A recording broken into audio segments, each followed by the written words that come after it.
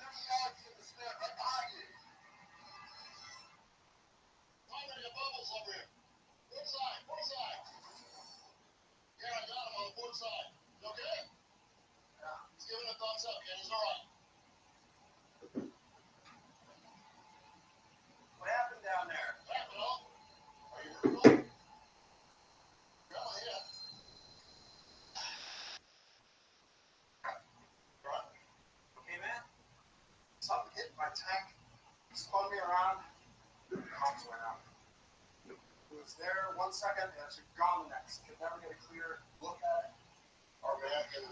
he's still out there, so I think whatever was in the water was happening.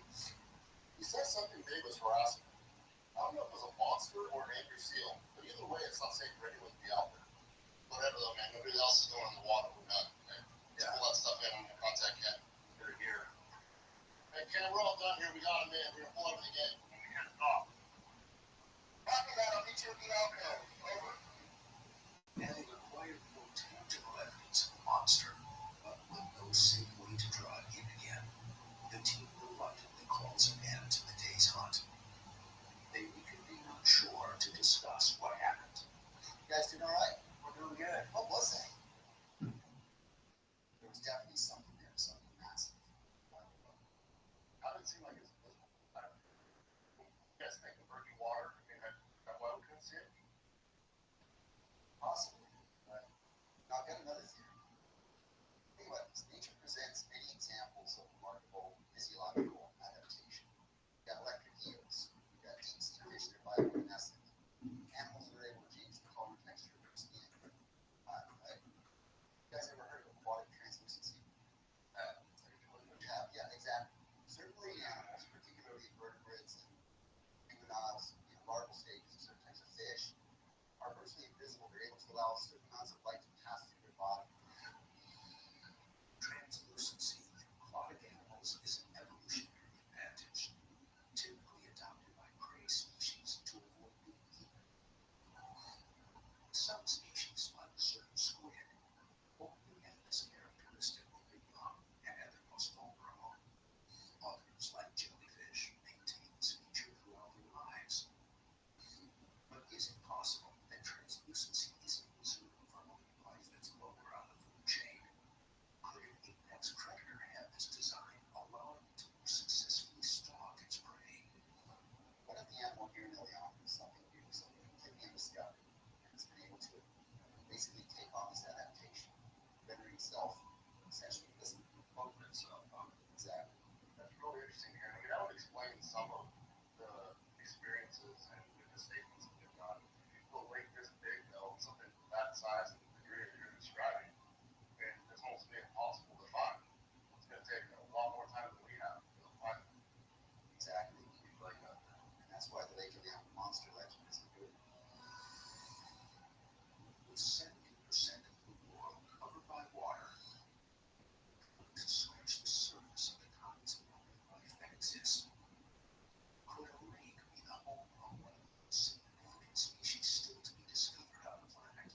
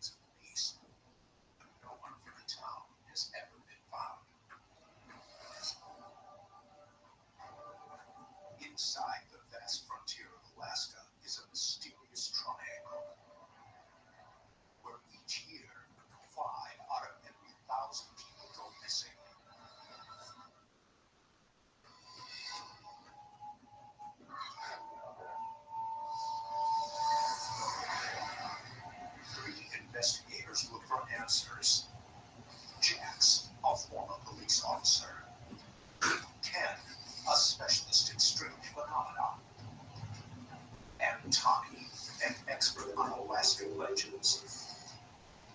Together, they uncover mysterious sightings and ancient legends, explore the possibilities of those who go missing in Alaska.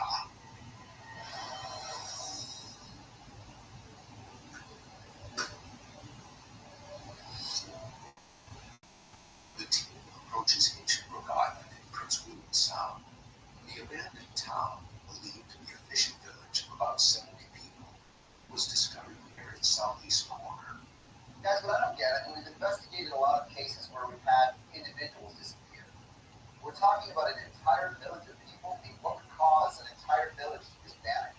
This is really strange. I mean, for no bodies to be left there. Yeah, there's no record of any type of natural disaster, like an earthquake or tsunami or anything like that, volcano. Fisherman finds he's looking around, sees this large white bear. Guys, we're talking about a village that presumably was pretty familiar and lived with bears for a long time. And I think it's kind of a stretch to say that it's just, a bear. We're talking about a bear. We're talking about a bear that's big enough and bad enough and scary enough to cause an entire village to vanish. I mean, this sounds exactly like the Inuit legend of the Tonga, the bear god. The Tonga legend describes a giant white bear that can act as either protector or accuser. As the master of whales and seals, it was often invoked by fishermen for a successful outing, and even by shamans for illness. But some say it would prey viciously on those who disrespected nature. What if this deal was some sort of exceptional bear? There's a lot of explanations, guys, before we get into a god bear or a demon bear. We got a lot to go on this one. Many answers. Maybe it's a singular bear with a genetic code that allows it to grow really large. Maybe this one also got sort of a novel. When such an anomaly is occurring in cattle and other animals, a condition commonly known as double muscling, it is caused by a genetic mutation that enables the myostatin protein, which regulates muscle growth, resulting in larger, more powerful animals. If a bear had this condition, it might come across looking like a monster. The team arrives at the landing site of the fishermen pulled ashore 60 years ago. The recorded location which is up in the woods. They remain vigilant. One sighting of this white bear was reported just 2 weeks ago by a hunter. Pretty dense brush out here. Would this white bear just be a polar bear? Well, this wouldn't make sense down here. Maybe it's not a pure polar bear. They have crossbred with this. Polar bears are the largest bears in the world, which makes them the largest carnivores on land. Males commonly reach 1,500 pounds and can get well over 2,000. But in Alaska, their range is limited to the northwest fringes of the state. However, crossbreeds of polar bears and grizzlies have been found in the wild. Could this have led to a white bear that's comfortable in warmer climates? Well, check this out, guys. Oh yeah, look at that. See, that's the structure standing. It's been a long time. Look at all that growth, huh? We gotta look for signs of bear here. Any landmarks, tracks, cracks in the building. I agree with you. Looking for everything, though, guys. We're gonna find out what happened to this village. The abandoned village has shades of another American mystery, the lost colony of Roanoke Island. Established in 1587, Roanoke was the first English colony in the New World. But when a supply ship showed up 3 years later, everyone had vanished. Theories range from an attack by hostile Spaniards to a failed relocation in search of resources. These Alaskan natives were skilled survivalists and had no known enemies, limiting such theories. Careful now. There could be squatters or wild animals that aren't happy to see us. The village has been uninhabited for nearly 60 years, but yellow countries and other visitors have cleaned out most of it. Clear, Tommy. Coming out. The team searches the sparse remains of the settlement. They know the odds of finding evidence this long after the incident are slim, but there could be traces of biological matter that offer some insight.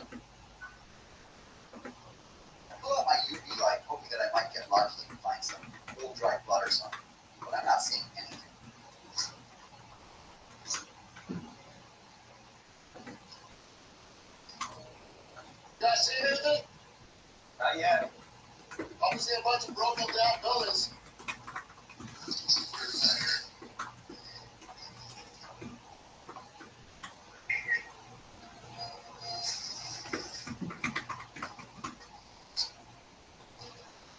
Place is falling apart here. We're clear here. Yeah, we're good to go, buddy. What's the plan? Switch all around and look for everything, you know. Any signs we can find at all, you know. Bears, people, blood. Some sign of what happened in this village. We need to check the perimeter of the village. I agree. As the team widens their search, Anne brings out a metal detector. If there are any shallow graves, there could be jewelry or other artifacts that might reveal them.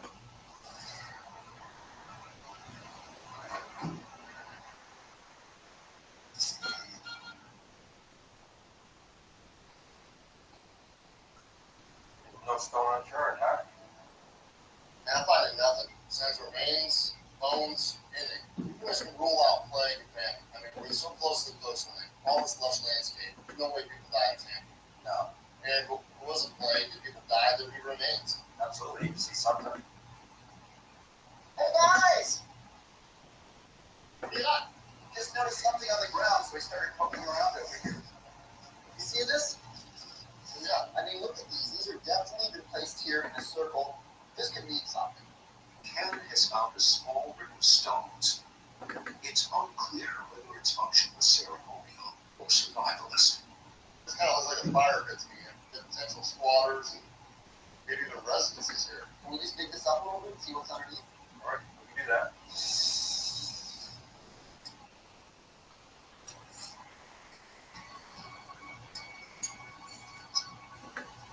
Nothing.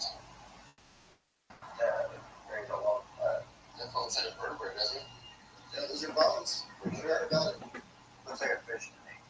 I know from my research that stone circles have a lot of significance.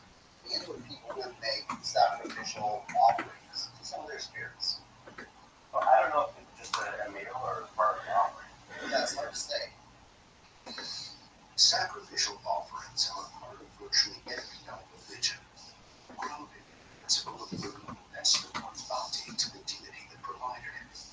But anything less could draw the god's wrath. Could these fish bones represent the sacrifice to the bear god Orcus, ruler of the sea? And could they be from the time when the village was still populated?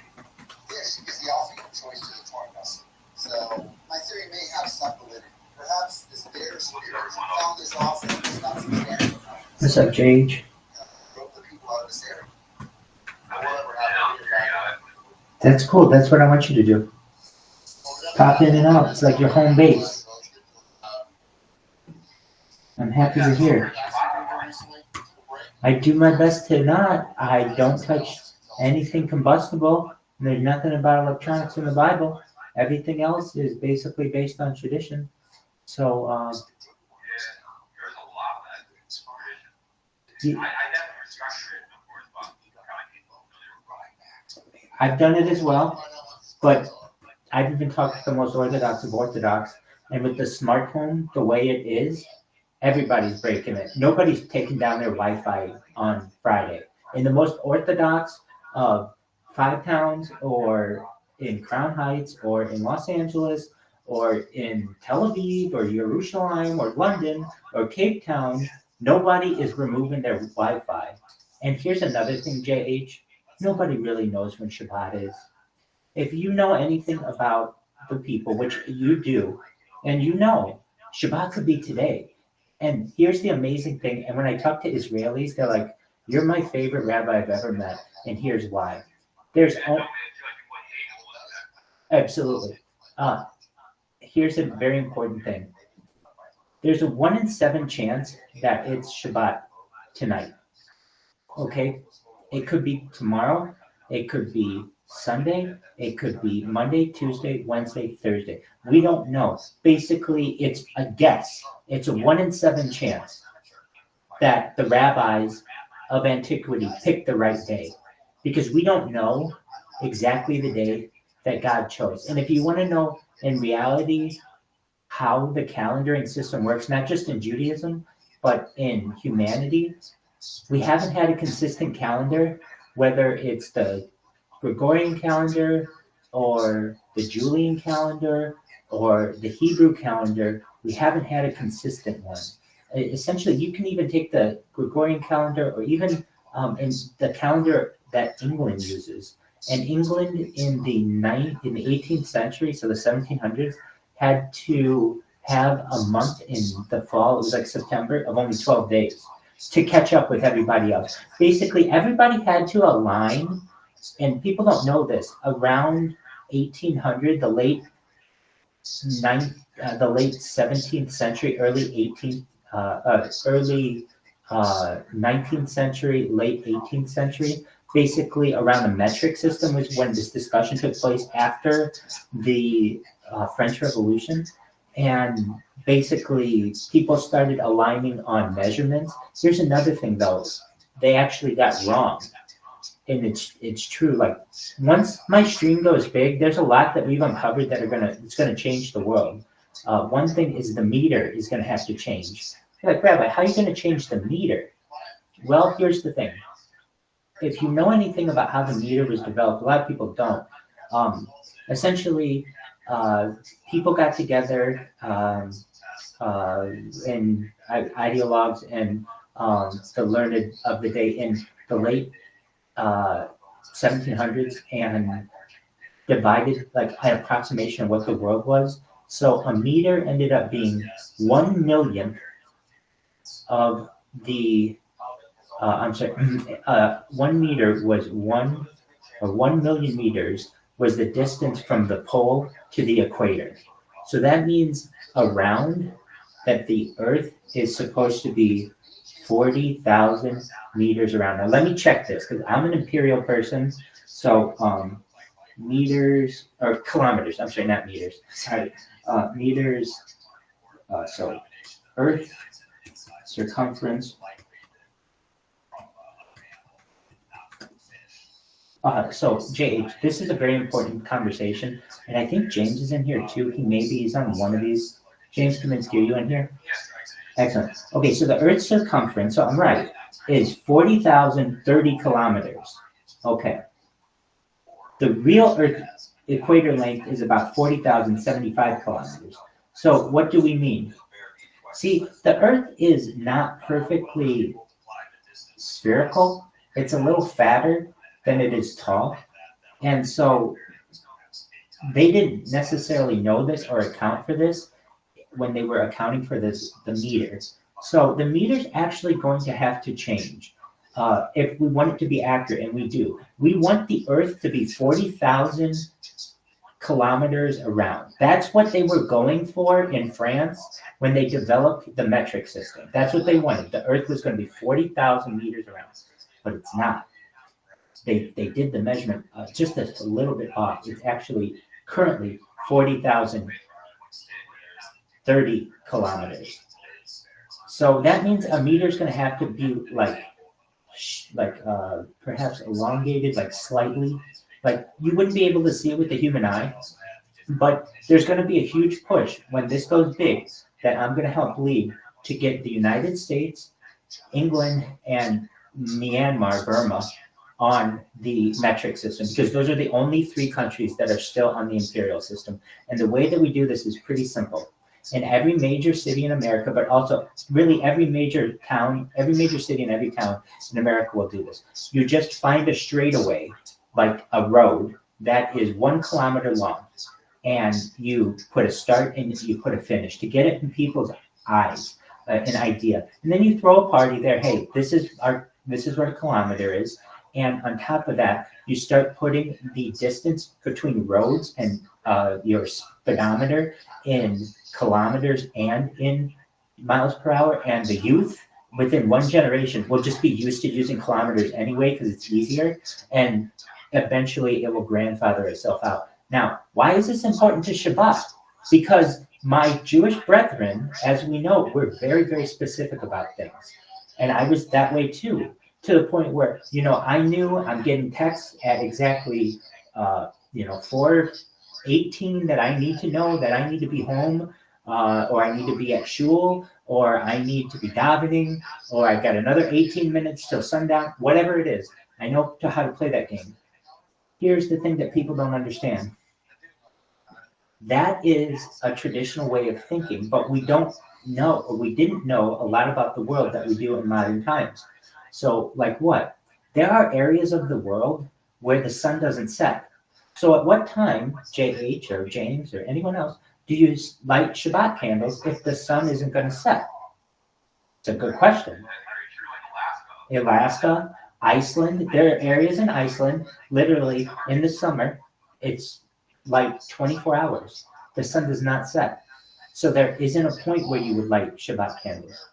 Well, guess what? Everything's out the door when we start to realize this. Orthodox Judaism, modern Orthodox Judaism, and even the stray dogs on the side, conservative and Reform Judaism, while that's 90% of Judaism, all will admit nobody knows the answer to some of these questions, like what do we do if the sun doesn't set in an area? Here's another great question. Space tourism is becoming big. One of my colleagues, a friend of mine, Rabbi Benzion, we call him Benzi, Seidman, he is the rabbi of William Shatner. If you know who William Shatner is, he is the Star Trek, he's like Space, the Final Frontier, and he has been to space. And it's a question that we had amongst my colleagues. Well, do you take tefillin up to space? And it was a really good question. And we decided, you don't. We don't want to do this stuff in space. So basically, the idea is this, at least of my friends who are rabbis, but I think of most of our rabbinical colleagues agree with this. Once you start having people go to space, we kind of graduated from our traditional Orthodox ways. And that changes things. I see one of my cameras is working. I don't know. Can you guys hear me? Okay. So basically, like, I have my tefillin here.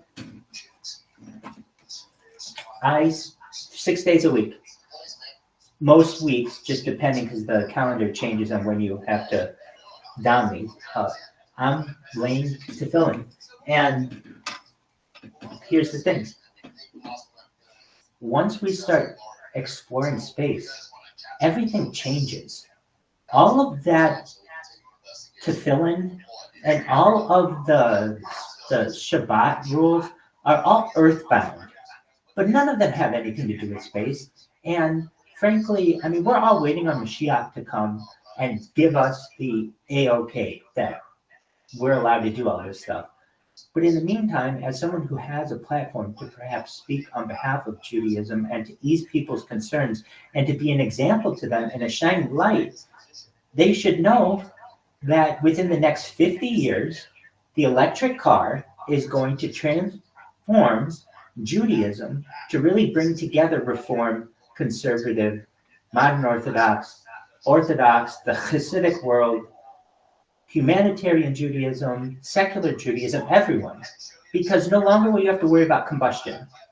You can just program the car to go to shul for you. So no longer do you necessarily have to live within the community, because you're not going to be breaking any prohibitions. Basically, as of right now, JH, and I mean, I've learned under the best modern Orthodox rabbis that America has produced, which means they're better than the ones in Israel. The modern Orthodox rabbis under whom I've studied went to Israel and realized that those rabbis didn't know what was going on in comparison to what was going on in Brooklyn and what was going on particularly in Crown Heights when it came to some of the developments that we have as a people. And yeah, we've spread a lot of the technology, but now with a lot of the advancements in the smart home, you don't have to break really any Shabbat prohibitions.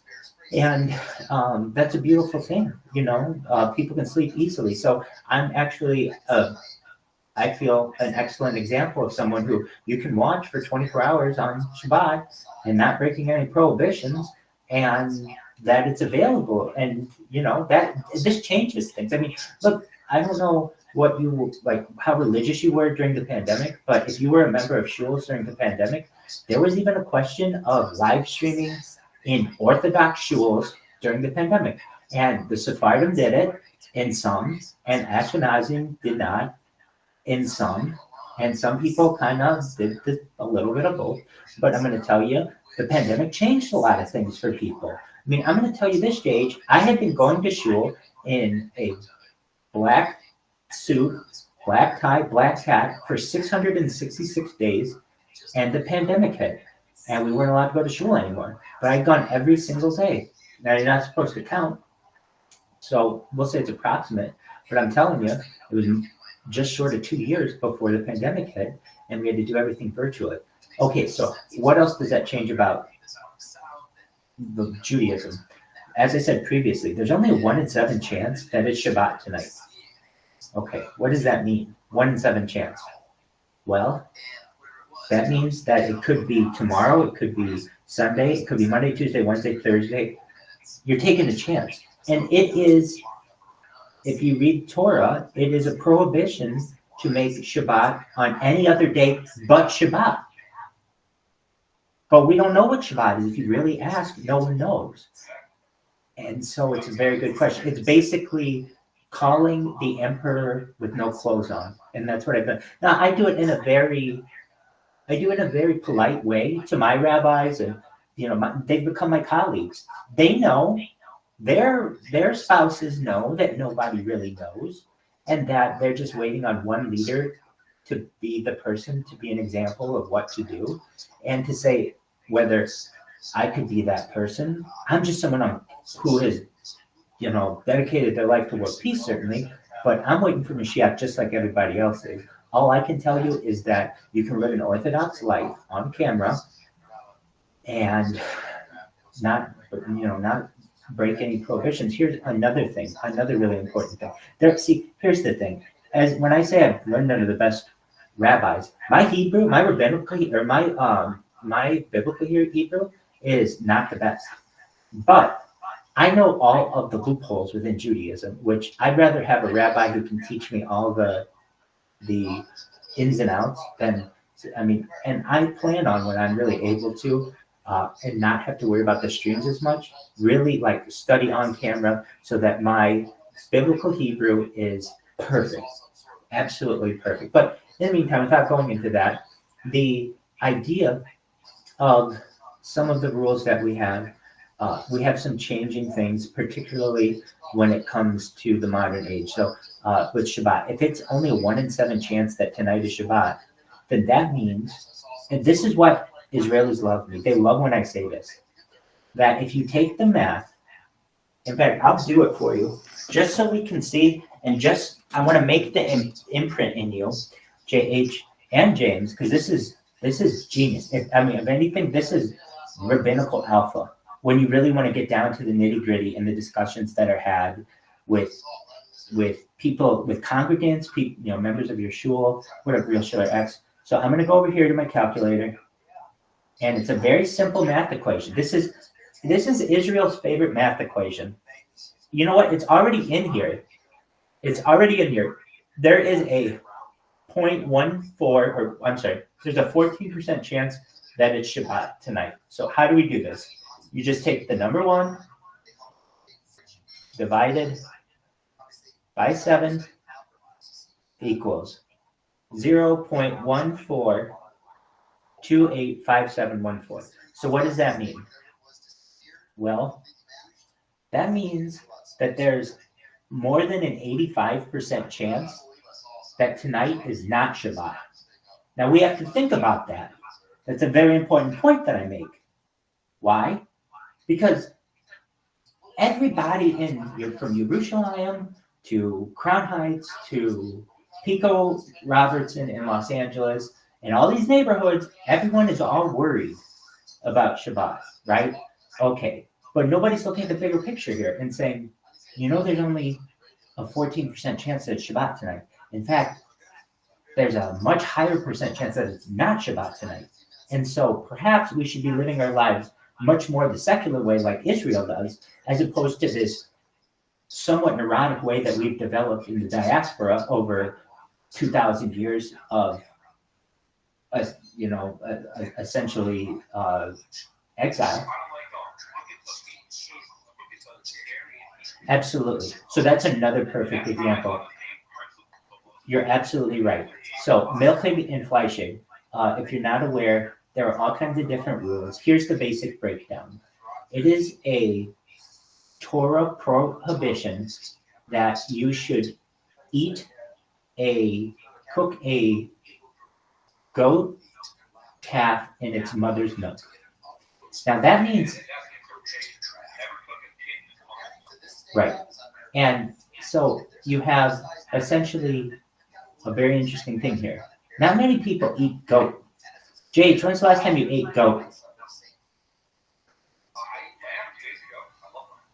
Goat and lamb are different. Lamb is sheep. Right. Right. Goat is different. Okay. So we have to go with the words are in Torah. And it says a kid in its mother's milk. Now, that doesn't mean cow. That doesn't mean sheep. And that doesn't mean, things that chew their cud and have split hooves. That means kid and goat. Okay. But this has been expanded to being any kind of meat. Hold on though, not true, because fish aren't included, and any kind of dairy. And and now you get into very, very specific rules based on your traditions, based on your region, based on your family. So there are several ways of thought. You have the Ashkenazic way that, well, there are other ways too when it comes to things about like eating insects and things like Ashkenazim don't eat insects, Sephardim do, some other things like that, some insects. But basically, the prohibition on mixing meat and milk can be gotten around in so many different ways. Like what? You eat the dairy before you eat the meat. And basically all you have to do is rinse out your mouth. And even the most orthodox rabbis I know will do that. And they even tell their kids, their grandkids that. There are some prohibitions, there are ways around this. So what would you do? You're not supposed to eat like a steak and then eat ice cream afterwards. But you can eat ice cream before and the steak afterward. All kinds of little ways that we can do. It is. And that's what this gets down to. Absolutely. And that's what this... Exactly. And so we just need a leader. And that's why I created this platform in some ways to be able to have these discussions, because JH, they're fabulous discussions and they're ground-changing discussions. Here's another really good point that I've made to rabbis, and they said, that's an excellent point, Rabbi. So at the end of Shabbat, there's a tradition, a ceremony known as Havdalah. Do you know what Havdalah is?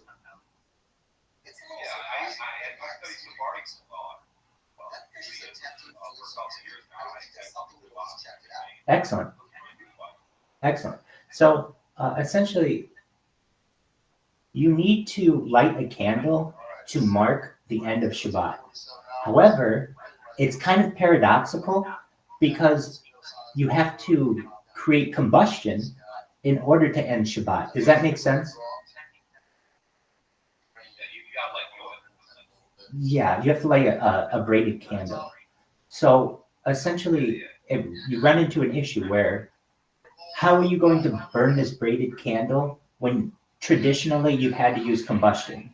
Well, there are some modern day advancements that we have been able to, I would say, develop as a species, and some people don't know about it. And what would that be? So essentially what I'm saying is that there's an argument to be made that every Jew who celebrates Shabbat properly, Shomer Shabbat Jew, is perhaps violating Torah or violating the laws of Shabbat when they light the candle, the braided candle for Havdalah. However, there's a way around this, and we didn't know this until, I would say, just in the 21st century. There's a type of lighter. I have one. I don't have it right here with me, but I'd show you. It's called the USB lighter. JH, have you ever seen a USB lighter?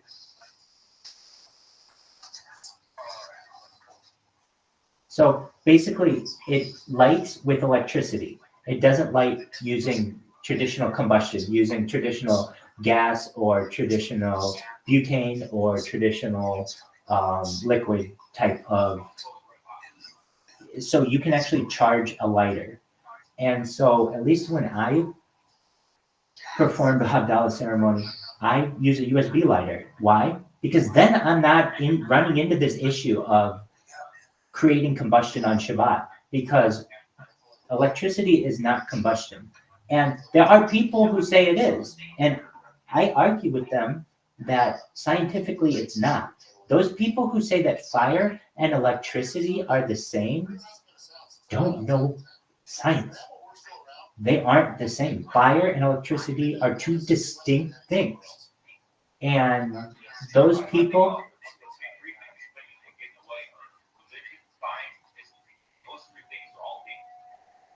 I would agree with you on that. What up, Bimba? We got Bimba in the house.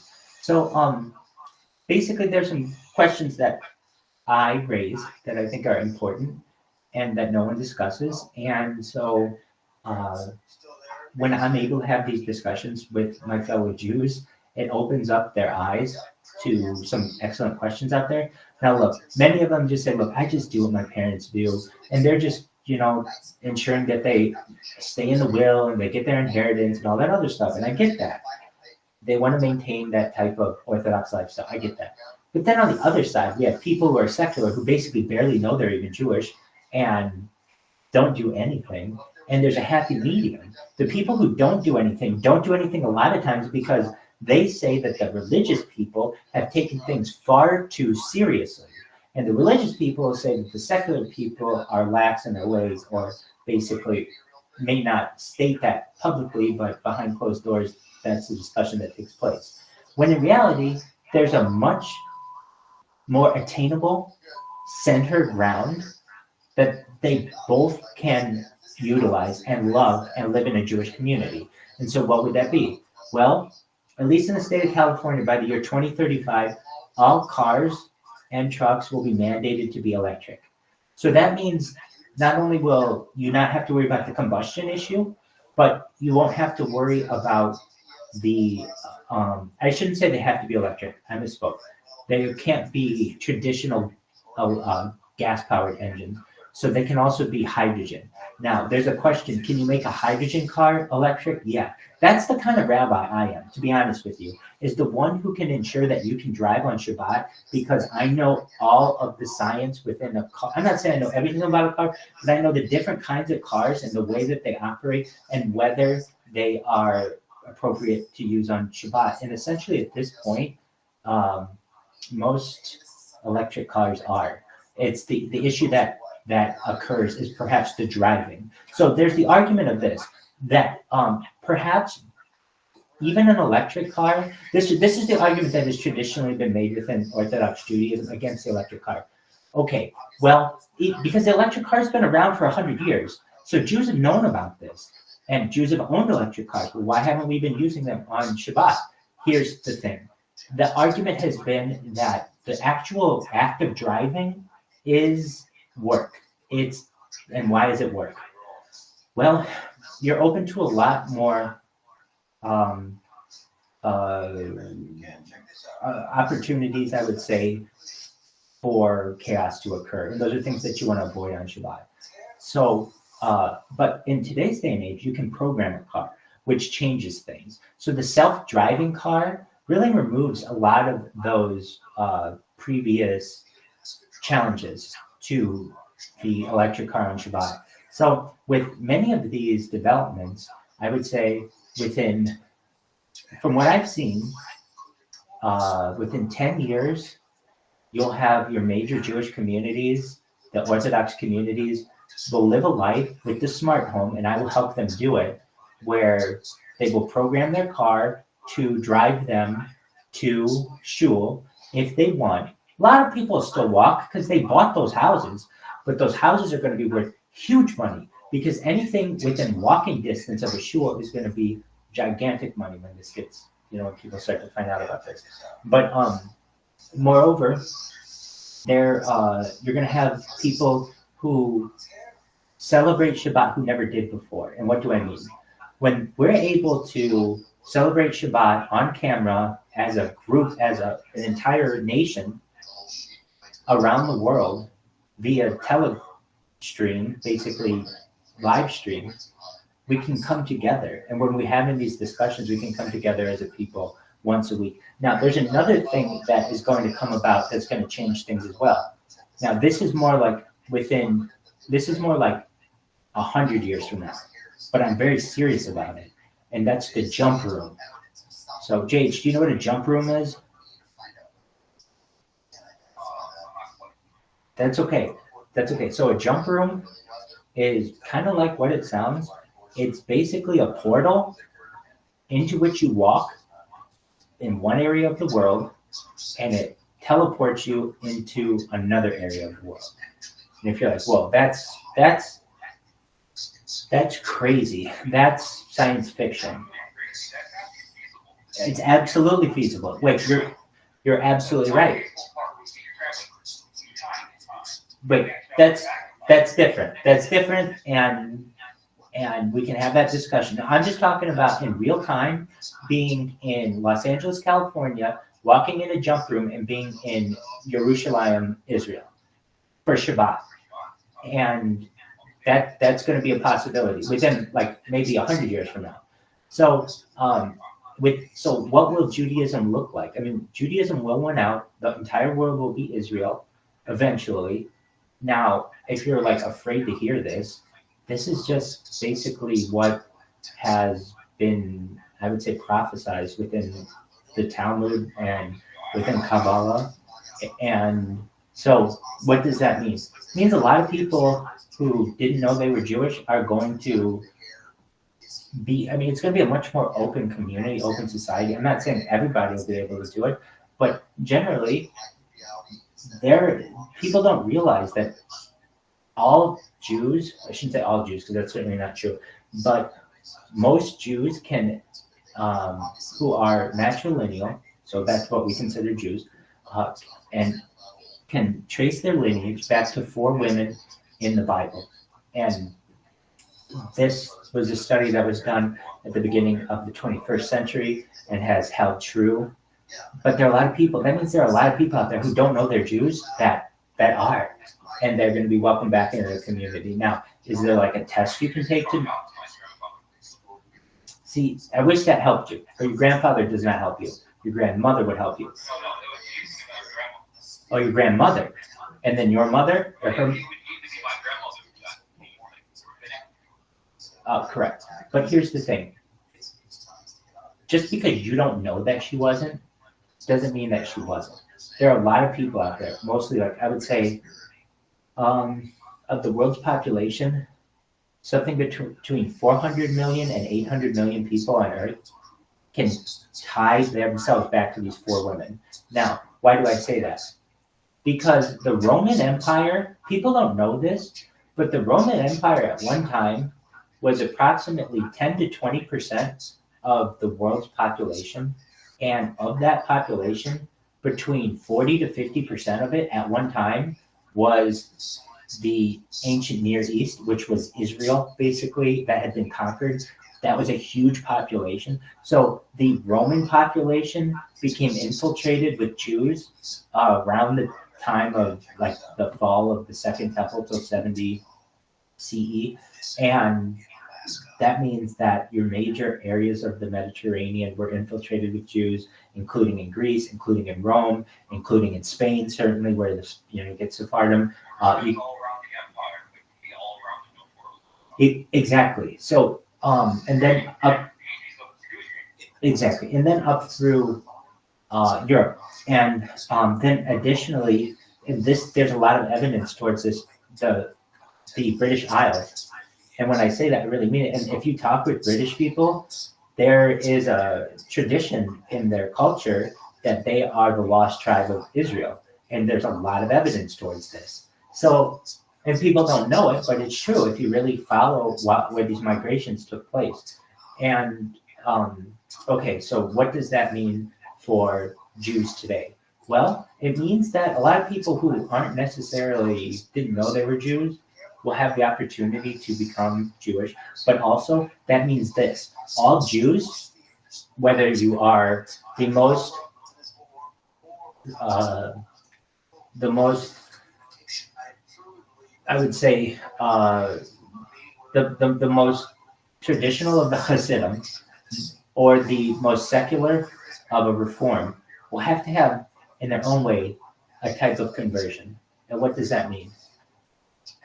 The most religiously, I would say, the most religiously inclined Hasidim still fail 100% of the time to follow 100% of all of the rules that there are to being a Jew. And that means that everyone, and also it's like, there's a discussion of like, well, what is really a breaking a prohibition? I mean, there's a discussion of that too. What I'm trying to say is no one is perfect. And so everyone's going to realize that. And they're going to see that there's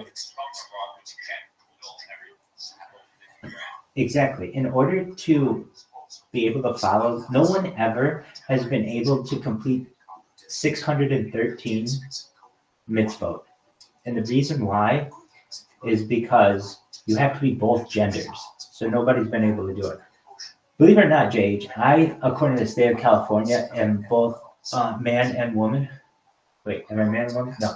Hold on. I was originally a man, then I became non-binary. Then I became a woman. Why? The state of California would let you do it, so I did. Hey, go ahead. Hey, thank you so much. I appreciate International Women's Day. You know, it's my first one as a woman, and I just want everyone to know that it's been good. It's been good. Everybody, James, you're the first person to ever wish me that, so I appreciate that. Why? To be honest with you, there's a chance that if someone were to do what I did, they could accomplish all 613 mitzvot if they lived long enough, which is really interesting to me. So that's why I did it. So there are other reasons too, but technically, before you were never able to do this, but now there's perhaps the opportunity. Long story short, nobody's been the perfect Jew, basically, and everybody's going to realize that. And you know, I mean, we're moving away from the traditionalist aspect within all societies. I mean, here's what I thought. I thought, all right, you go, there's going to be some cave in Israel, and there's going to be some rabbi in there, and he's going to be the absolute most devoted Jew that you're ever going to find. And it's not true. In fact, in Israel, the rabbis, at least with whom I've had any interaction, are more secular than you would find in some of your more conservative, not conservative Judaism, but we'll say your more Orthodox communities in the United States. So if you go, particularly in Brooklyn, Crown Heights, you go to Five Towns, you go to Muncie, you go to Lakewood, you're going to have, I would say, perhaps the strongest rabbis that you're going to find. I'm not saying that Israel's not great and that their Hebrew isn't fabulous. No, that their Hebrew is great. But here's the thing. It's very easy for me to counter any Israeli rabbi right now. And here's all I have to say. When they're like, oh, Israel has the best rabbis, I just say, y'all weren't a fucking country 100 years ago. You didn't even have, like, there were very few rabbis in Israel in 1924. Not a lot in comparison to today, okay? But Brooklyn in 1924 had all the rabbis, basically. So what I'm saying to you is basically all your rabbis at some point were in the diaspora and have come to Israel because we were a people who were in exile for 2,000 years before 1948. And it's a legitimate argument to make that the true rabbinical dynasties have not been in Israel. They've been in the diaspora, particularly in Europe and in the United States. So, but that isn't to say that some of my favorite rabbis aren't Israeli rabbis. One of the closest rabbis, in fact, I've ever had is Rabbi Moshe Shalom, and he's from Israel, and I can just tell you that his journey, like he's probably, I would say, I could even say this. I would say this. If this stream gets big, he will be the best known Israeli in global history. I mean that. If this stream doesn't get big, no big deal. But he was a profound mentor in my life, and not the only Israeli rabbi that I've ever had. I've had other rabbis who were mentors from Israel, but this one in particular. And as I doxed him on this, I don't want to necessarily tell all his stories, but let's just say that I would say that the traditional Israeli rabbi has a different story than what you would find in the United States. Anyway, enough of that. Look how many people we have in here. Open Whale, how are you? We got Real Schiller X, Tempura, of course, Bimba, James Kaminsky. Open Whale, how are you? Open Whale, we're all waiting for you. I mean, honestly, if you guys didn't know, I was in here talking about how excited I was for Open Whale to come and join us, just be able to discuss things with us, to be able to strategize. Open Whale, how you doing, baby? So, Open Whale, if you weren't aware, oh, they left. Okay, I was gonna mock them. Anyway, that's cool. So this opens up these discussions. I mean, if you really want to know, they're bigger than Judaism. We're talking about changing the meter. That's huge. But we're also talking about the United States eventually getting on the metric system. That's huge too. Now, we need a leader in the United States to be able to make that push.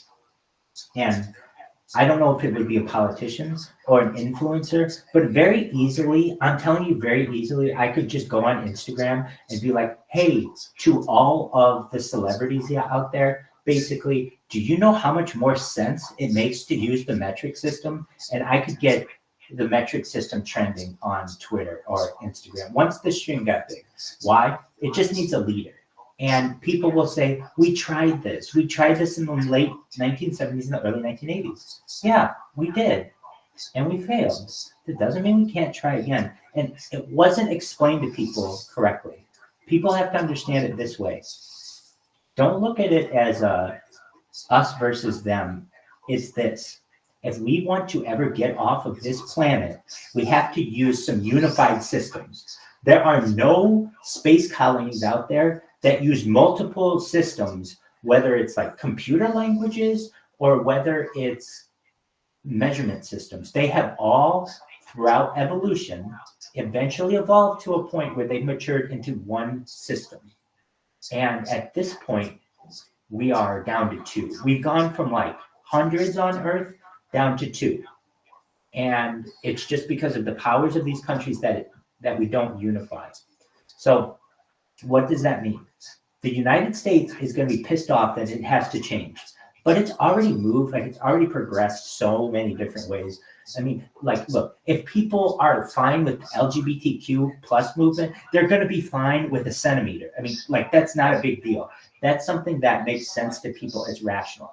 And that also doesn't mean that you can't measure in feet and you can't measure in imperial anymore. You still can, but just understand that when your children are being taught in school, they're going to be taught both systems, and eventually they're not going to care about the imperial system. But you'll be dead by then, or you won't care.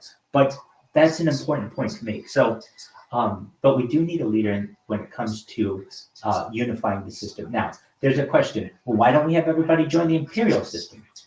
I would love that, but it doesn't have a consistent base. You need to choose a base and remain consistent, and imperial just doesn't. And the metric system does. Now, what Americans are going to love and will be a happy medium for the world is the discussion that we recently had regarding the circumference of the Earth. So if you weren't here, Earth's circumference is 40,030 kilometers, which means that the meter has actually been incorrectly measured from about 225 years ago. So what does that mean for us today?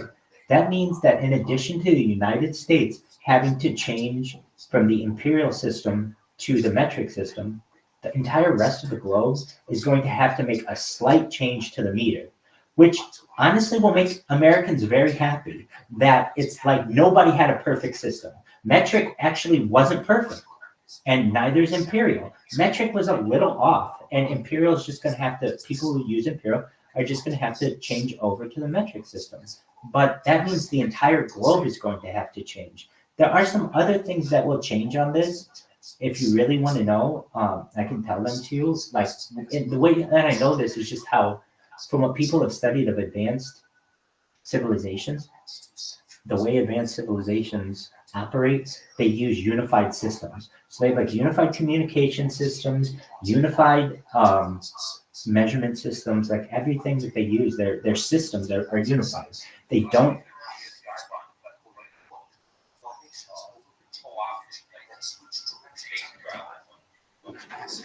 Well,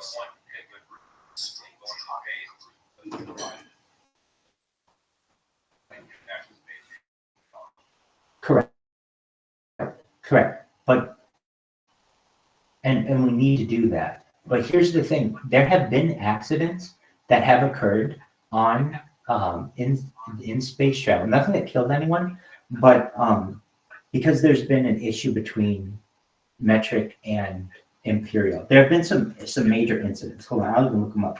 Incidents between metric, imperial, and these things are huge money issues.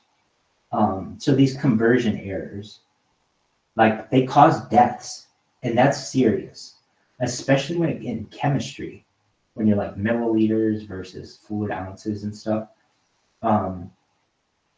So what disaster, like, okay, here's one. September 99, after 10 months of travel, the Mars climate orbiter burned and broke. On the day NASA engineers were expecting to celebrate, the ground reality turned to completely different. All because someone failed the right units, i.e. the metric, failed to use the right units, metric units. So they were using imperial. Now, this was in 1999, but this is a Mars climate orbiter, and this is dangerous, absolutely. And so it's a multi-million-dollar mistake.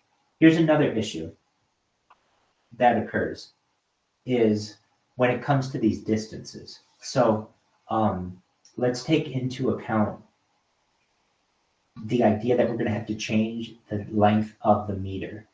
Okay, so when we are like doing approximations of distances, let's just say to Mars, we're going to have to change what it is in the meter. Like basically whatever we're saying the distance is to Mars currently, that's under what we currently understand a meter to be, but I'm saying that we're going to have to change what the meter is a little bit. And so what does that mean? Well, it's really important discussion when we're talking deep space travel, because you can imagine when you have many of these kilometers together, if you don't have exact measurements, you're going to, some issues are going to occur, especially something as large as. I would be in agreement with you on perhaps this argument. Outside of the planet, because looking at elliptical orbit, how is that defying mathematical terms? It's certainly a discussion that we could have. At least in this case, when originally we were supposed to accurately measure something, and it was supposed to be 40,000 kilometers, but it actually was inaccurately measured, and it actually turns out to be 40,030 kilometers. That extra 30 kilometers ends up being a huge difference when you're talking deep space, just giant. So we have to make the adjustment there. But what ends up happening is when we start to create these unified systems, we have to use a single system. So in addition to the we will have a change in the, just one moment, we will have a change in the count, we will have a change in the measurements. There will also be a change, though, in the calendar. And why? So here's another thing that occurs. Now, are these Jewish discussions? I think so.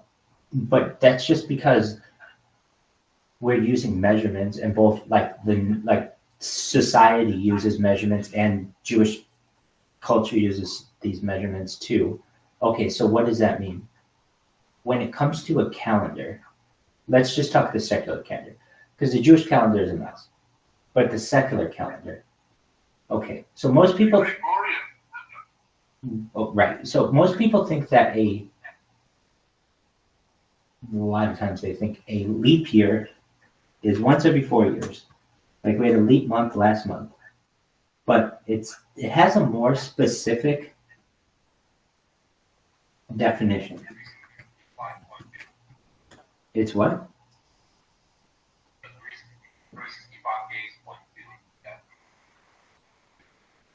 Yes, but it's still not exactly right. You mean 0.25?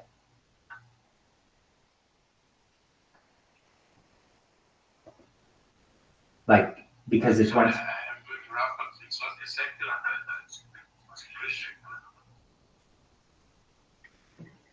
I'm saying that the current calendar that's used in the business world, the 365-day calendar, I call that the secular calendar. I understand Gregorian and Julian. I get that. I don't want to go into the religiosity of it. I want to talk about the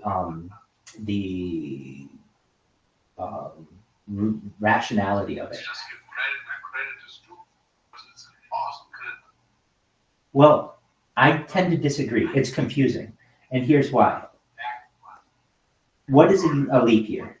To be a leap year, the year number must be divisible by 4, except, and this is why it's really confusing, except for end of century years, which must be divisible by 400. Holy fucking shit. What does that mean? So this means that the year 2000 was a leap year, although 1900 was not. So it's not just every 4 years and that one time around the sun is 365.25. It's not that. That is not correct. It's a little more than that, and it's not a perfect system. So what that actually means is that we have to make slight adjustments to the calendar every so often, which causes some major issues. Now, to those here on Earth, maybe it doesn't cause that many issues, but when we're talking deep space travel, it makes huge issues. So what is the ideal system? It's this. You have to, and I've already done this. I've already created this calendar, and I've shown it to people. And if you're like, well, why don't you show it to us? I can't find it on this computer, but I'll explain it to you. And it works really well. So the calendar system is something that will be made mandatory by the corporate world. And so the way that you have to convince people to do this is from a corporate standpoint. Your person on the street isn't going to be able to make this lift, but CEOs of companies will eventually, like bankers will get on this. So what is my system? Okay. It's a 365.25, whatever that little amount is exactly, is 1 year. Okay. So that means you don't have to deal with leap years. But there are some other things that you have to do with it. Also, to make things easier, and since we're moving everything towards a metric system, this is a base 10 system as well. So what does that mean? It means that there are 10 months in this calendar. It's like, Rabbi, how do you work 10 months into 365 days? I'll explain. Now, I've run this by a lot of people, not just you all. And every time I run it by them, everyone says, or for the most part, they say, I love it. But you got to listen to it. So here's how it works. Every week is 10 days. Okay. And the way that I can get this by the Jewish folk is to ensure that some of the days, your weekend, quote unquote, is on the 7th day, basically. So here's how your weekday works. Each week is 10 days. You work 3 days. Those are your first 3 days of work. Then you have like a hump day in the middle. You have a day off. Then you work another 3 days. So you work 3 on, 1 off. 3 on, and then you get a 3-day weekend. So you always get a 3-day weekend every week. And people love that idea. Basically, in addition to having a mid-week break of a day, you also get a 3-day weekend. So you work 6 days a week and you're off 4 days a week. Now, people are going to say, well, hold on, you're not going to get the same productivity out of people. You have to slightly extend the workday, which is already done in most places. Instead of it being like an 8 to 5 workday, it has to be adjusted to be about 8 to 6, something like that, but nothing major. And if you think many people are working remotely, that's basically what you're going to have anyway. And the payoff is that you get a day off during the week and you get 3-day weekends. Okay, what else does that mean? You have 10 months in the year. Now, that doesn't divide equally. Here's how it works. 9 of the months each have 40 days. Okay, so that means 360 of the days are all divisible by 40 days. Each month is 40 days and divide it by 9. Now, you've got a 10th month there. And the 10th month is not the length of the other months. The 10th month is 5.25, whatever the extra amount to make it so that you don't need a leap year. So it's like 5.25 days is your 10th month. Now, you may be saying, that sounds weird. Well, there's no perfect way to do a calendar. That's why everybody's been having these issues. And there's also no perfect way to do it using a decimal system. So what do you do in the corporate world for those last 5.25 days? Really, in the corporate world today, it's currently done anyway. That's usually people's holiday break. And as I've run this by people, it's basically a time for secular holidays. What people are moving toward, believe it or not, in a huge way, is the holiday of Festivus. If you don't know what Festivus is, it's a secular holiday that replaces basically many religious holidays in the winter. And there's a big push for like a 5.5 day, a 5.25 day month of like holidays. Basically, this would be a time, 5.25 days, which would be like a holiday break globally. So basically, what you would have is your first month is 40 days. Each month has 4 weeks in it. Each week has 3 days that you work, 1 day you're off, 3 days you work, and then 3 days you're off. This satisfies any Jewish concerns because it means your 7th day you'll still always be off. It's still one of your days off, and it also appeases the Christian concerns because not only is the 7th day off, but so for both of them it would be off, but also the day after that is off too. So if Christians want to say that they're, it basically maintains the same standard that we currently have. And so I get some pushback from people like, okay, wait, how are you going to change the whole calendar? Well, people don't know this. I've worked in banking before and in financial services. There's something called the decimal time. So basically, there's already a time system that I have used in a bank or in a credit union where you would punch in and you wouldn't punch in at like 8:56 in the morning. It would show you at like 8.92. Basically, all of the minutes were decimal. They were not your normal 60 minutes. And you can do that with hours as well. So basically what this consists of is changing the clock to have 10 hours per day in it. Midday is at 5. Midnight is essentially at 0 or 10.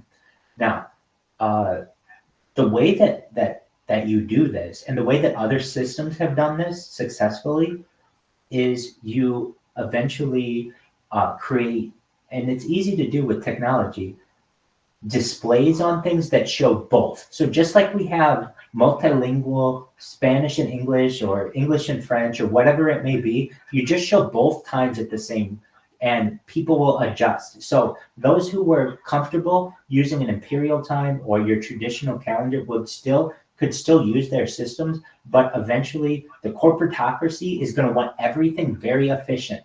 And that means they're going to want metric system. Globally, they are going to want everything on these unified systems. So another thing that they're going to want and this is a big one, is the driving. So we have a system currently where half the world drives on the left and half the world drives on the right. And over the course of this century, the question is going to arise, who wins out? Again, this is a big question that the world has. And people come to me with this question. They're like, hey, if your plan works out and you're like a really influential person on the internet, you're going to have the ability to help influence or shape people's opinion. What is your opinion versus driving on the right versus driving on the left? So traditionally, as I understand it, you would drive on the left in England, but that was inherited from the Romans. And that was essentially done because if you're riding on a horse and most people, like 90% of people are right-handed, you need to grab your sword, and that allows you to be able to strike the person from the right, from the furthest distance. So that's how people thank you. Excellent. So that's how it traditionally was started. Now, there's this anti-British sentiment that took place in the United States where, and if you don't know, it's a fascinating part of American culture where Americans did everything they could to separate themselves from the British, including changing the language. That's why, like a word such as color in English is in American English is COLOR, but in British English is COLOUR. Many things are changed just to avoid some of the same attributes of the British. One of the things traditionally is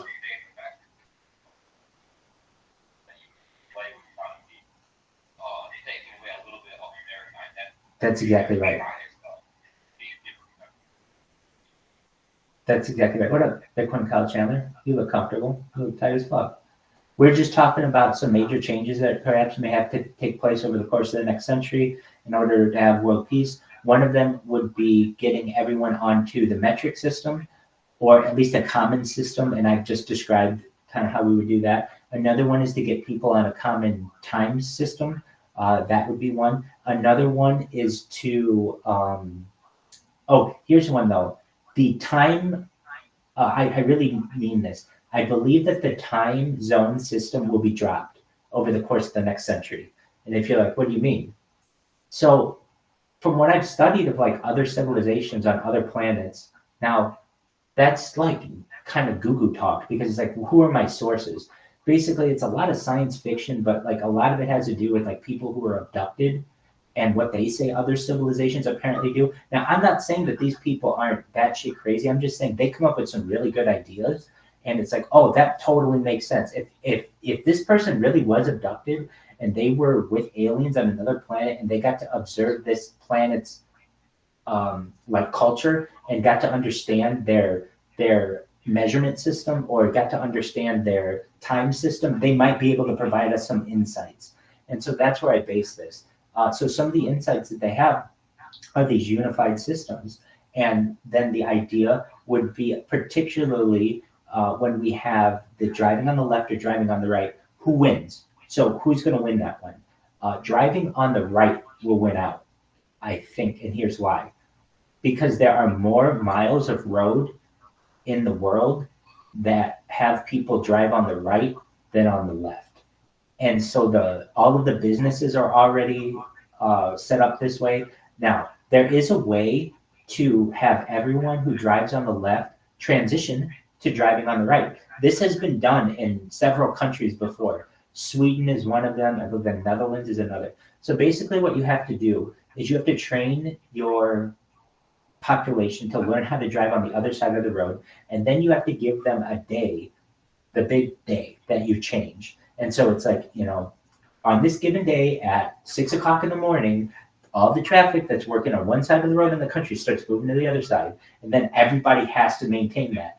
It can't be like, well, I wanted to just do driving on the right one more day or driving on the left one more day. No. Once everybody makes this change, literally everyone in the country has to make the change. But there is evidence. We do have people who have done this before successfully. And so we have to do this globally. The two big countries that really need to take it on are the British and the Indians. If they were able to take it on, and they will, then basically it'll be much easier to push the rest of the world. So the thing that I think will really push this and will become much more of a discussion is when we complete, or well, we have to start it first, but the discussion, and we would have on this stream, and we have a lot. I'm telling you, I've had this discussion 30 times over the course of the last 2.5 years, is a Bering Strait tunnel. If you know what the Bering Strait is, it is the area of the world between Asia and North America, between Russia and Alaska. It's 26 miles wide, and it's not that deep, so it's relatively shallow. People don't realize, though, it's one of the most dangerous areas of the world, and also it's very cold and very treacherous. So the idea is that building a bridge isn't necessarily, I'm not saying it's not feasible, but it's not going to make that usable. If it's an uncovered bridge, it's not going to be usable 12 months out of the year. So the idea is to either build a tunnel underneath the Bering Strait or have a covered bridge. Either way, either one works. What we need, though, is to bridge that gap between the Bering Strait, and then one other area that we have to bridge is known as the Darien Gap. The Darien Gap. I think that there are already underground. Oh, you're absolutely right, Bitcoin Kyle Chandler. We'll talk about those. Those are the deep underground military-based maglev train systems, the tunnel systems. Totally, absolutely. I'm talking about what we're currently able to use on the surface, publicly disclosed. No, we're never going to be allowed to have something like that. Well, here's the thing. We already were able to accomplish this 100 years ago between France and England with the channel. And the same discussion eventually will perhaps take place with the discussion of linking, it's 26 miles, it's not very long, between Russia and the United States. It's already, the discussion's already been had many times. There have been projects on it, there have been proposals to do it. Eventually, it will be cost effective to do with nuclear borers. You may have the boring company that does it, somebody's going to do it. So once that bridge is gapped, once that gap is bridged, that's a huge advancement in society. The other huge advancement in society will be when the Darien Gap is bridged.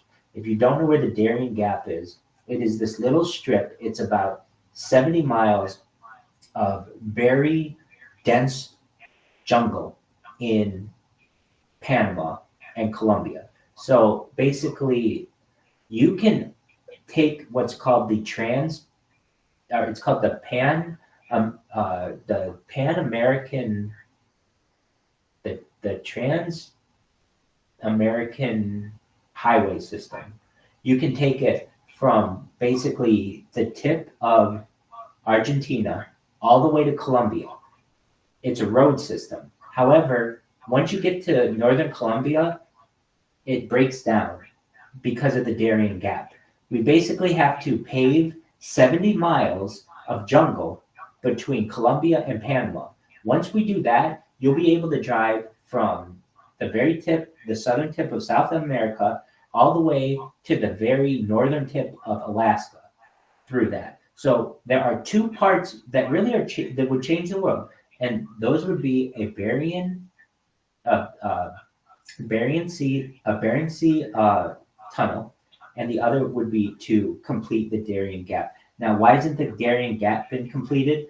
It's controlled by cartels, and it's in their best interest to be able to control that area of the world because it's a choke point. So basically, there's no way to be able to go from Colombia to Panama without taking a boat.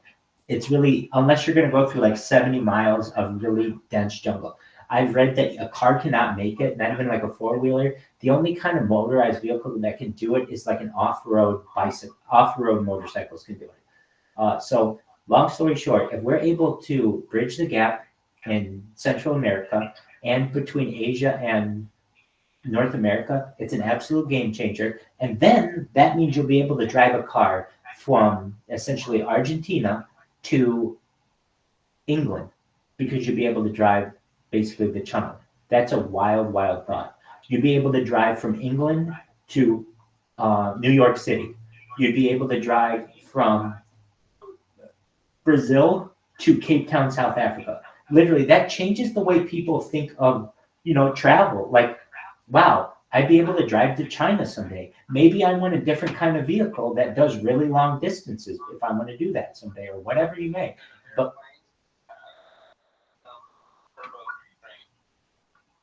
right? And like full detective people from point A to B on the. It's not going to be something that people can prescribe on because when they have to think about what happens when the humans decide to act like barbarians. right. So what I've seen with the Boring Company is you put your car on a sled, and the sled is the thing that shoots your car through the tunnel so that you don't damage it. Have reverse magnetism. There's things out there that work with vibration. Well, it's a really sad fact of society. Japan just celebrated its 60th anniversary of the bullet train. We don't have one in the United States. Japan just celebrated its 60th anniversary of the maglev bullet train. 60 years they've had these things. Here in Florida, there is a train that, I mean, it's not as bad as that one, but it's called the Bright Line. It's like you can pay to ride it, and it's fast. I'm saying a bullet train. A bullet train basically, The bullet train, yeah, that's something different. That's motherfucker. right. And that's what I'm looking for. Basically, when you can travel cross country in hours, that's what I want. And it's definitely possible. We definitely have it on the underground.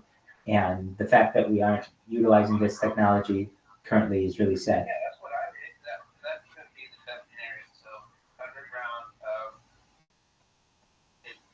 you don't have to worry about traffic lights, and it's going to I expect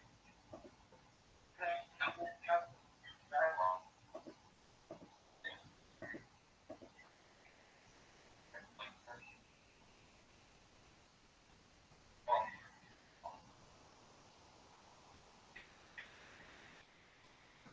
Wow,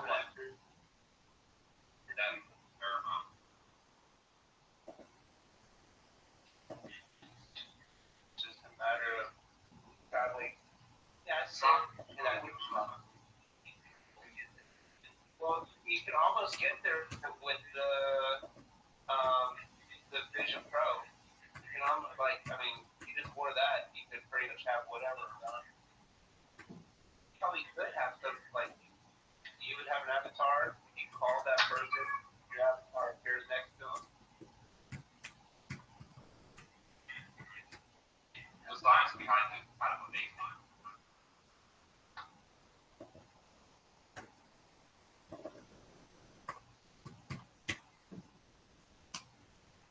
Because the Earth spins about 1,000 miles per hour on its axis.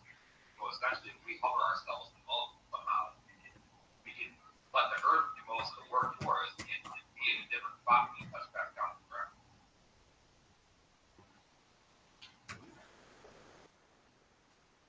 So what you're saying, I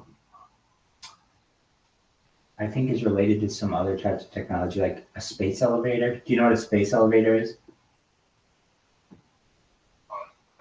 So basically, yeah, it is. So basically, if you put a weight into orbit far enough, Earth's orbit will keep that object in orbit long enough, like indefinitely, basically. You may have to make slight adjustments to it, like raise it a little bit. But basically, the idea of a space elevator is you have the Earth, and you have a cable that goes into space that's connected to an object. And what you're able to do is use that space elevator as a payload to be able to take things into space without the use of rockets. So technically, it's called it's also known as a space bridge, a star ladder, and orbital lift. It's a proposed type of planet-to-space transportation system. The main component would be a cable, also called a tether, anchored to the surface and extending into space. An Earth-based space elevator cannot be constructed with a tall tower supported from below due to its immense weight. Instead, it would consist of a cable with one end attached to the surface near the equator and the other end attached to a counterweight in space beyond geostationary orbit, which is 35,786 kilometers altitude. The competing forces of gravity, which is stronger at the lower end, and the upper centrifugal force, which is stronger at the upper end, would result in the cable being held up under tension and stationary over a single position on Earth.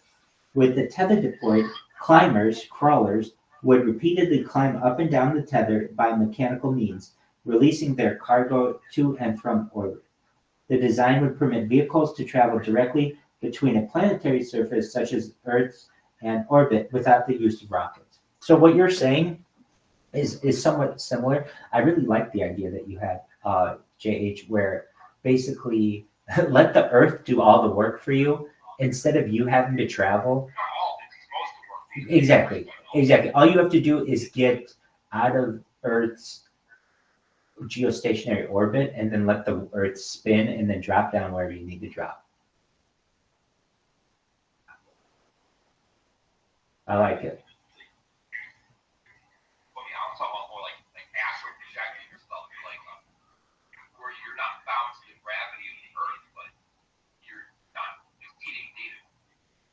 Okay, well, How I understand that. hold on.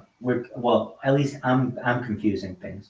So when we talk astral projection, that's a little different. Are you talking in your scenario? Are you using someone's real physical? Not astral projection, like hovering above, like animated suspension of light. Okay. So are you still in your body or is this in your mind only? Well, you can still be in your body, but you're going to be essentially kind of like a bubble hovering not on Earth, but not above Earth either. You mean, so you're kind of like letting the Earth move 1,000 miles an hour while you're staying still, and the Earth itself is moving, or you transport yourself to a different place 1,000 miles per hour. I gotcha. I've seen people. It's It doesn't really work because you're okay. I've seen something like this. There's this kind of Like everything else would appear like you would be moving, but you would be kept still. right. But no, it's actually moving 1,000 miles per hour. I've seen people who have done similar things. Now, this isn't exactly the same, but when there's a an equinox, when there's an eclipse on Earth, sometimes people will take planes, and as the Earth is rotating, they will whatever the speed you have to do to counteract that, so that they basically stay in the same spot on Earth, so that they can see the eclipse in a certain way.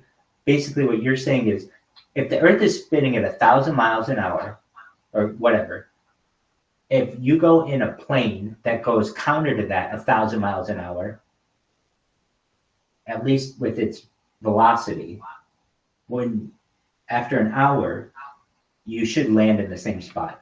Is that correct? Yeah, I agree.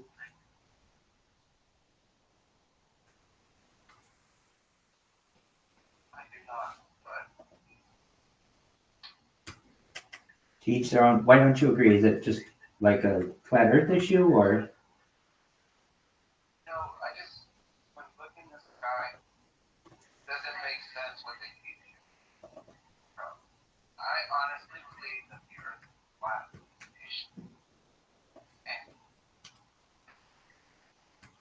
Dog, I'm going to tell you this.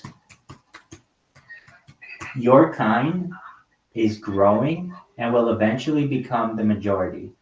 And they will have to kill my kind with my cold, dead hands because, I mean, that's just not something on which I can get on board. But it's growing purposefully.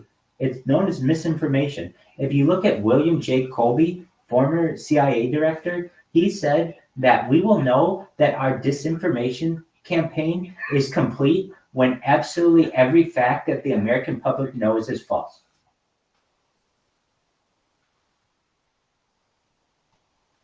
Sounds about right. Yeah. Hell yeah, baby. I agree. And that motherfucker was found dead in a canoe on the Potomac. Weird.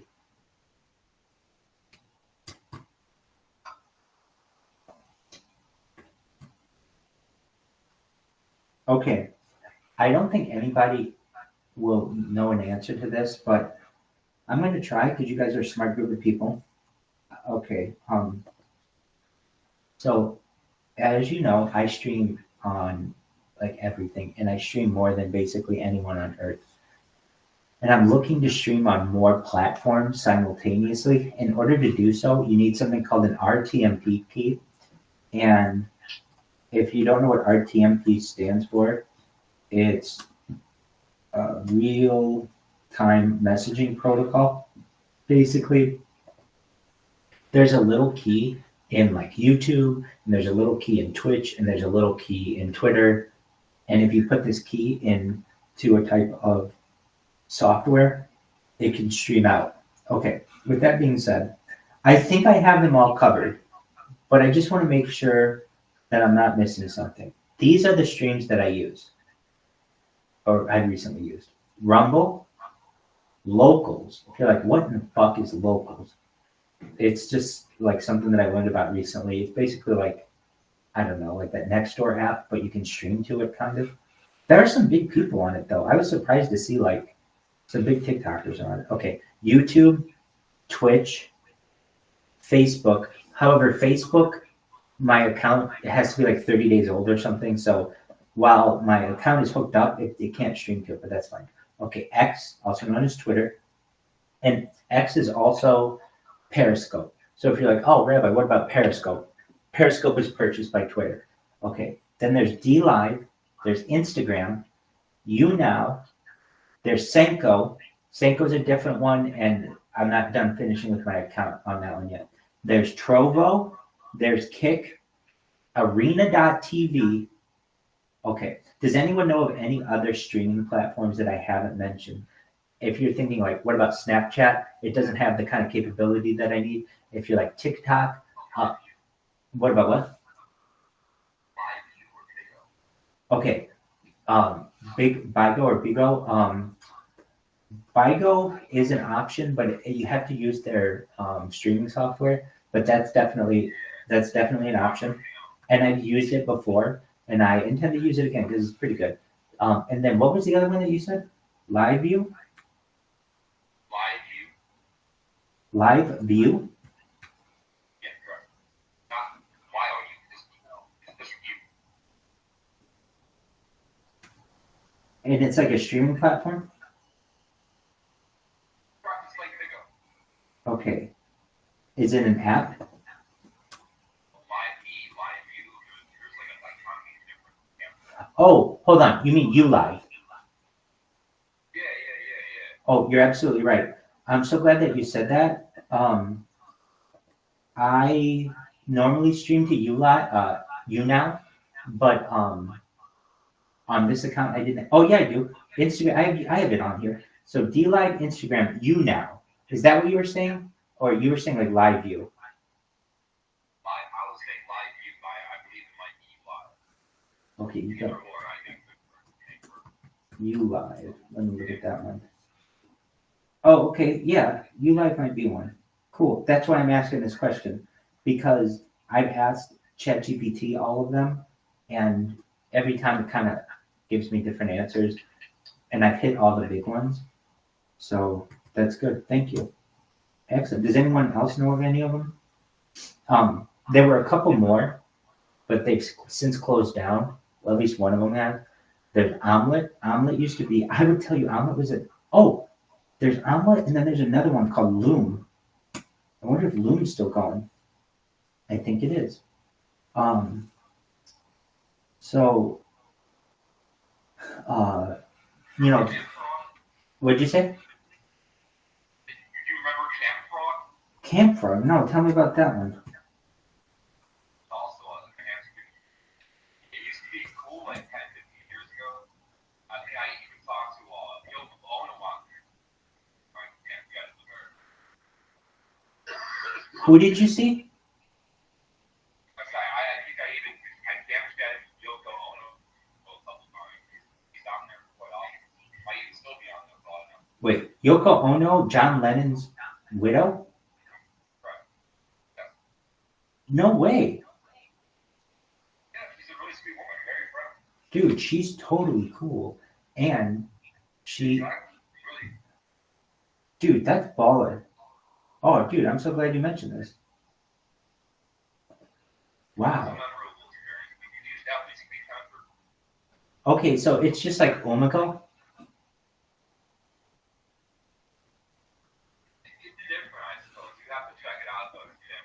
Oh, I definitely will. Oh yeah, it is different. Very cool.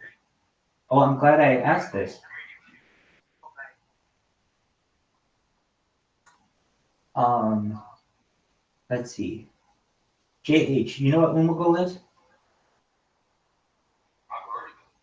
Okay, so it was this Omegle. Yeah, I never heard anybody ever say it. So in my head, I just learned about it for 10 years as Omegle, but apparently it's Omegle. Anyway, yeah. So basically, it's random. What do you call it? Random messaging with random video messaging with strangers. Exactly. Is chat roulette still a thing?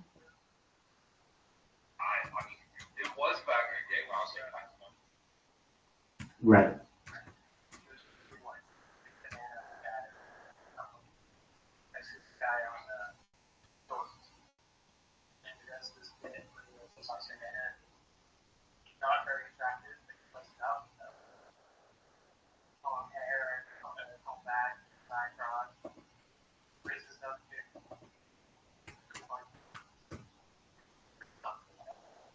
Well, that's what we've been doing. Has anybody seen what we've been doing the last 2 nights on this app called? Oh, okay, just one moment. That's what we've been doing. There's this app called Azar, Azar. Has anyone seen me what I do on it? Okay, if you haven't, just one moment. We'll get it going. You're like, what's taking you so long? I am setting up this stream, and so once I set it up, what we're going to do is go on Azar. So if you weren't aware, what we do is I meet random people on here, and then I talk them into coming to the Telegram and joining, and then being where you guys are. So we made a friend 2 nights ago. His name is Ali, and he's a really nice guy. He's from Canada. He's a business owner, and we just randomly met him on this app. And I was like, well, here, I even have a piece of paper. Oh, this is what I made for JH. But basically, I just am like, hey guys, click on this, and then they do. And sometimes they're like weirded out by it and they leave, but sometimes they stay. And when they stay, then they get into the chat. So I think it's really funny because I literally strike out. I shouldn't say that. Like I don't strike out that much actually in comparison. It's like I'm not on here to pick up chicks. I'm here to make friends, and it's different. Like I'm not like if I'm here to pick up chicks, I'm gonna wear nicer clothes and not do it the way I'm currently doing it. I don't really care. So what we're gonna do once I set this up, and it's stalling now. It's maybe we're within 5 minutes of playing this game, and it's a lot of fun. We've gotten a lot of good feedback on it, and just because it's exciting, and then we get people who join us. So just one moment, and I'm gonna get this stream going, and then we're gonna get in it. We could do that too. I want to show you guys Azar. I want to show you guys Azar so that you're aware that this game is something else we can do. But before I do so, I need to pull up this. I need to generate a stream key on this new app. If you haven't heard of this app, it's called Arena TV. So right now I'm streaming from, I believe, 12 different platforms, which has to be some kind of record. I shouldn't say it has to be some kind of record, but that's a lot of streams at once. I don't know if it's a record, but it's a lot. And what might be a record though is it's on 100 or it's on 52 different accounts or more. So that's a ton of accounts. So every device that I have has 5 different, or I have 5 different devices that are primary device. I have more than that. I have 33 different devices, but the big ones are the Chromebooks that I use, and I have 5 different. Let's see here. How do I want to say this? I have each of the 5 Chromebooks is connected to 12 different platforms. So that means like at any given time, I'm streaming on 60 different accounts at once, which is just a boatload. Absolutely. I want omnipresence. So with that being said, if you're like, all right, what are we waiting? Oh, I'm getting an error. Oh, no, we're good. All right, so I just have to create this from a template. If you've never seen this done, this is a cool thing, especially like Bitcoin Kyle Chandler and I were talking. Let's see, can you see off the screen? Yeah, we were talking the other day about streaming, and like this Rumble makes it really convenient. There are some redundant things that you have to do every single time, but like normally for me to do a stream on 11 different platforms would take me like hours just to log into all the accounts. But with this it's called this Rumble Studio, you can log into all of these simultaneously on the device. So I'm streaming on Kick, Trovo, Senko, YouNow, Instagram, DLive, Arena, X. I have Facebook connected, Twitch, YouTube, Locals, and Rumble. That's like a boatload of different things. Then we're going to come over here. We're going to start the stream, and then we're going to go on and go on this Omegle thing. So we are less than 1 minute away from Omegle, and I think this is a lot of fun when we do this. If you don't think it's a lot of fun, well, I don't think you've seen it because it's like the most fun thing that I do. Unless you like just watching me sleep, which is, I understand, quite boring. All right, I'm pulling up the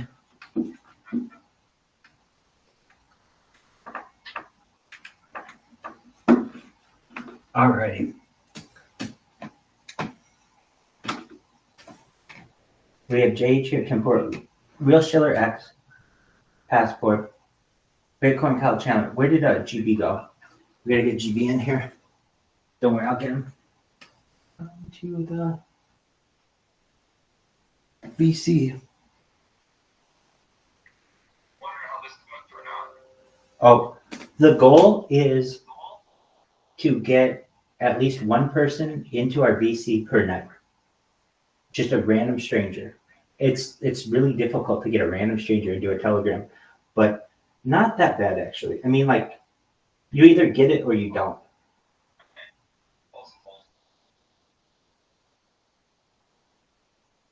Come to the VC, please. Okay. We got Bitcoin Kyle Chandler going. Oh, GB's in here. Okay, ready, guys? Here we go. All right. Got my phone. Now, if you haven't seen me do this before, and I don't think anybody has, my big thing is we say to people, do you know what YouTube is? And they're like basically, a lot of people think that's a stupid question to ask people. They're like, oh, dude, everybody knows what YouTube is. A lot of these people are international and they don't know what YouTube is, or they don't know exactly what I'm saying. So they have to hear me say it a few times. So if you're like, dude, you're asking the dumbest question ever. Everyone knows what YouTube is. They don't. And sometimes you have to explain it. Not everybody is like, it's a whole group of different people. So if you have ideas of what I can do, I'll certainly try them. Exactly. But a lot of times people are like, oh my God, that's the dumbest question. Can't you ask them anything else? And I'm like, that's what I do. So here's what I do. I say, do you know what YouTube is? And they say, yeah. I say, great. Did you know that I have more data on YouTube than any person in global history? And they're like, no, I didn't know that. Then I say to them, do you want to see yourself live on YouTube? And at that point, 50% of the people say no, and then they just leave. And the other 50% get really excited for it. They're like, yeah, you can show me on YouTube right now. And I'm like, yeah, you're live on 5 different streams on YouTube. And then I literally, they don't have to do anything on their phone.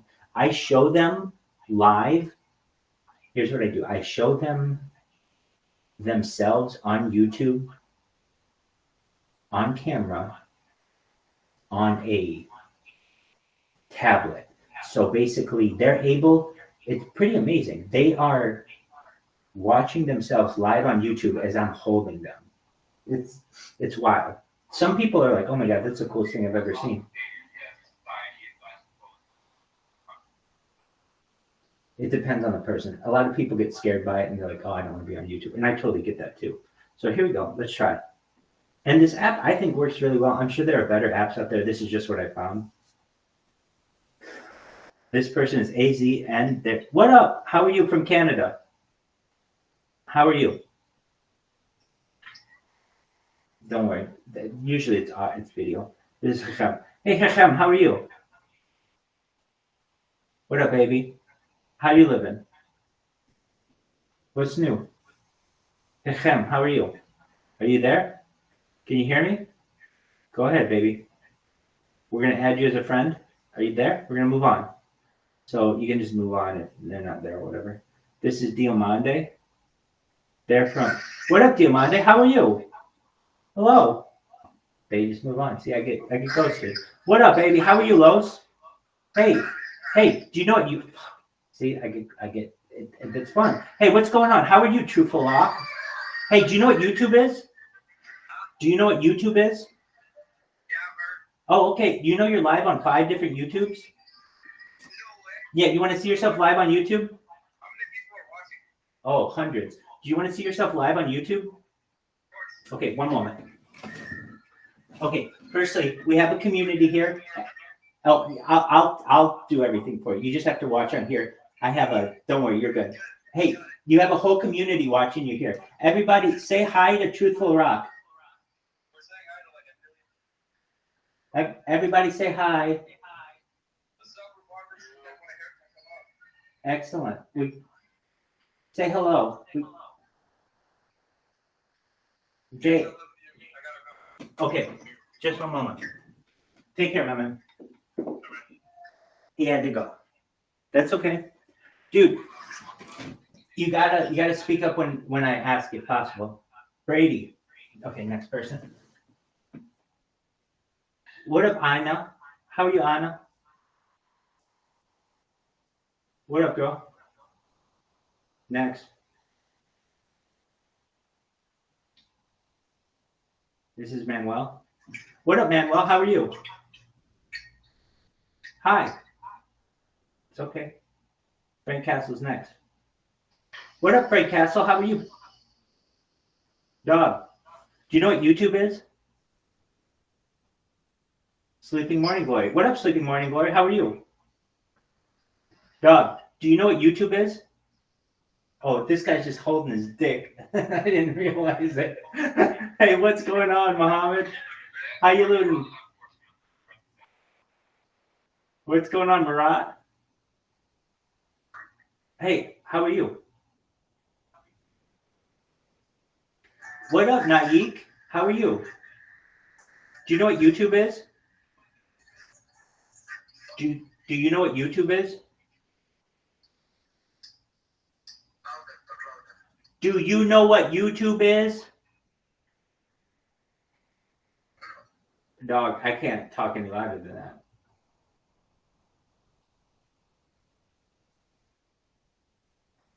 What up? How are you, Haseen? What up, Haiti? How are you? Yo, you know what YouTube is? What up, Chad? You know what YouTube is? Yo, dog, I'm just looking at your kitchen. My man here just got his kitchen set up. All right, next. What up, Neil? Oh, whoa, what is this? Manycam. That was baller. Truthful Rock. What up, Truthful Rock? How are you? Yo, do you know what YouTube is? You know what YouTube is? It's a video site. You're live on YouTube. 5 different YouTubes now. Say hi to everyone. Say hi back. I stream my life 24 hours a day, 7 days a week, 365 days a year. I've been doing so for almost 3 years. I have more data on the internet than any person in global history. My life is like a time capsule for the world, going back to the pandemic. We've seen the death of a queen, the birth of AI, the coronation of a king, and everything in between. I want people to study me from a biological standpoint. It's like a real life Truman Show. That's how you do it. Till they fucking don't care anymore. What up, Alex?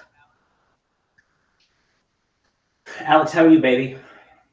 Gregory's next. We got Gregory here. How are you, Gregory? Gregory.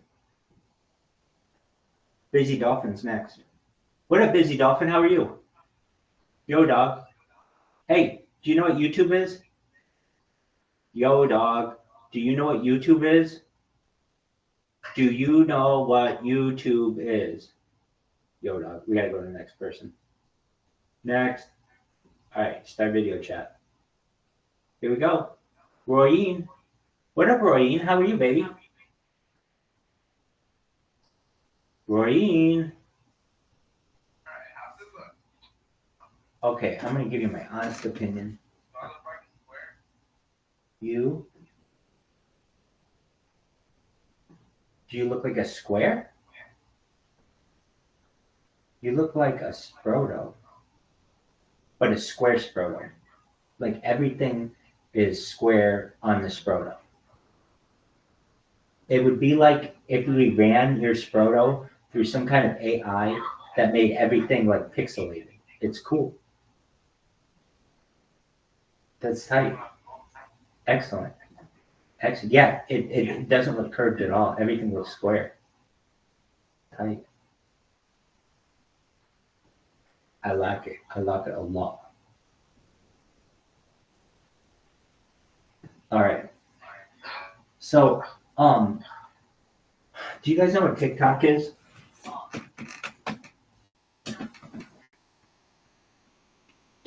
All right. Well, there's a way to stream on TikTok. Yeah, that. There's a way to stream on TikTok, and I'm gonna try to do it right now. If you're like, how do you do it? Well, okay, I can live stream on TikTok. You just have to have like 1,000 followers. But to stream from a computer on TikTok is a totally different deal. And I'm gonna try to do it. If you're like, how do you do it? I have an account that has like, I don't know, 4,000 followers or something. And I don't have any, you can't have any suspensions in the last 30 days. You can't have any like strikes in the last 30 days. You have to have streamed in the last 25. You have to at least stream 25 minutes and like the last 30, all these, like you have to do all these things, but I think my account matches them all. So we're going to try to get that set up. I have a question. Absolutely. How in the fuck is Bitcoin, how is Real Schiller doing? Real Schiller, how are you living?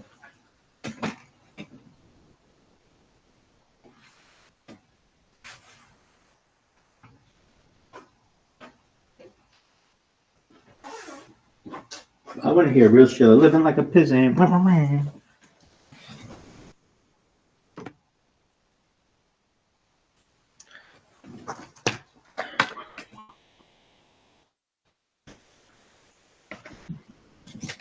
All right.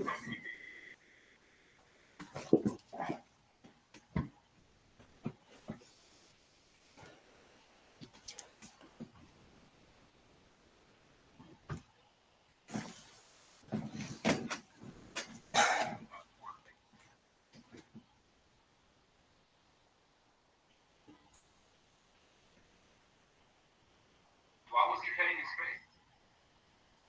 What'd you say? Why was Kyle petting his face? I did that. He does it. He's an artist.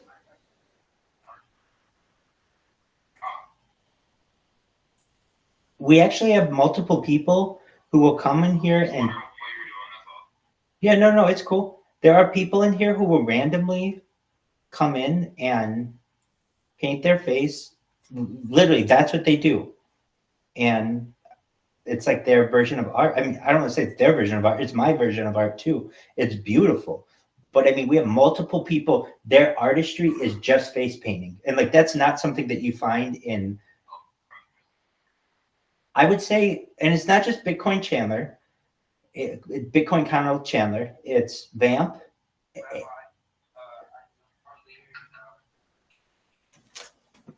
What I'm trying to say is that we have a lot of people in the community who paint their faces.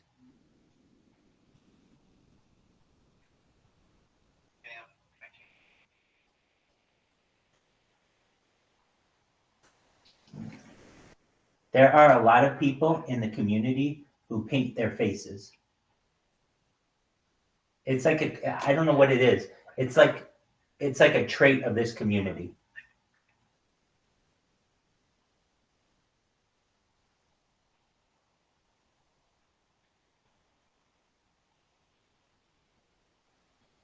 I don't know if you could be like a sports fanatic like that, get ready for a game. Right.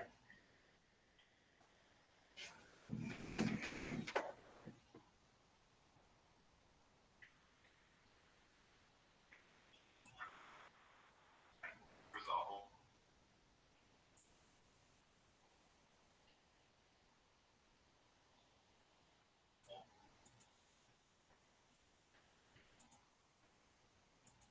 On.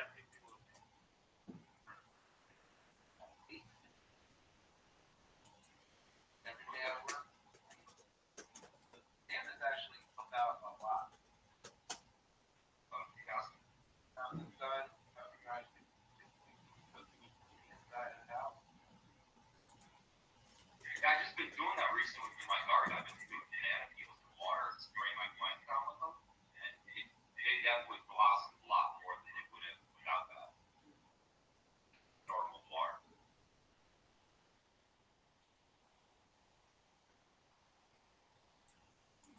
Potassium and protein, vitamins, really good body as well as plants.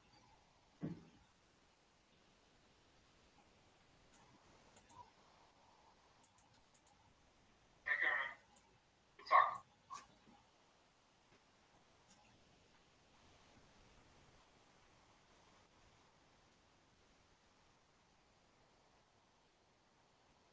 Yeah, I'm kind of excited about it. I'm starting my own little garden.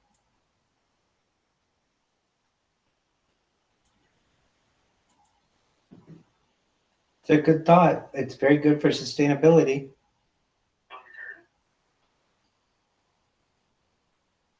Yeah, a little tomato garden, a little vegetable garden.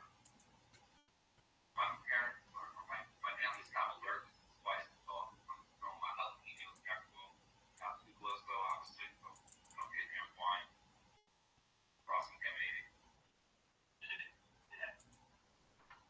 Not like a spicy kale, right?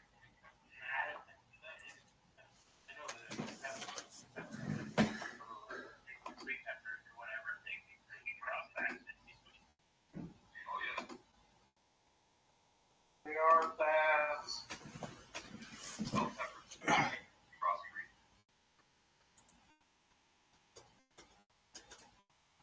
There are baths.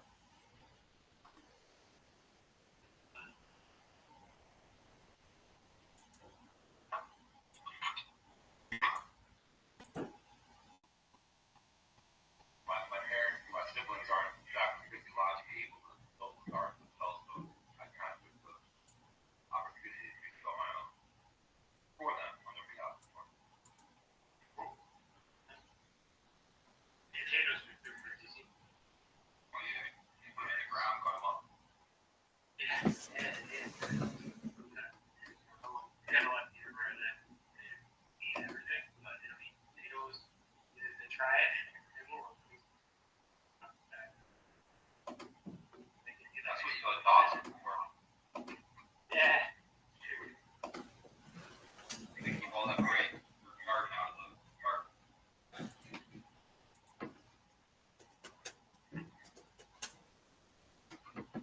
Where's everyone from? I mean, in particular, where are you guys from?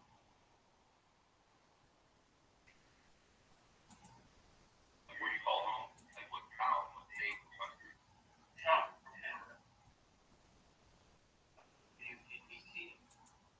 Oh, yeah, okay, I'll talk to you yesterday. And maybe there's a couple of us. Yeah, but maybe that. And that's how I'm fine.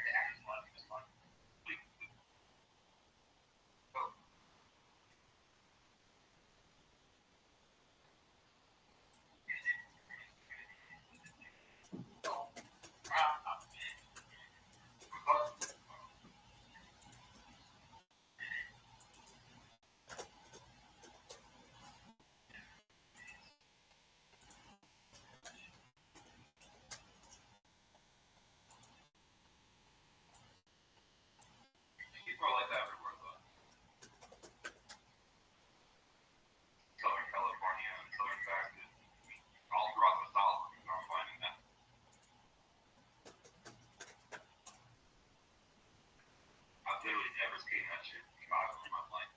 So I moved down about.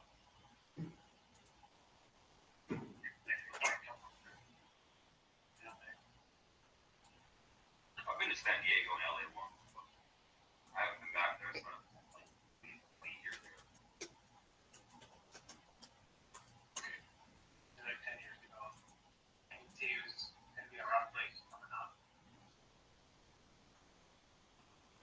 Especially all the homeless people in camping. Yeah. Highly populated city. Even more so now with the immigrants.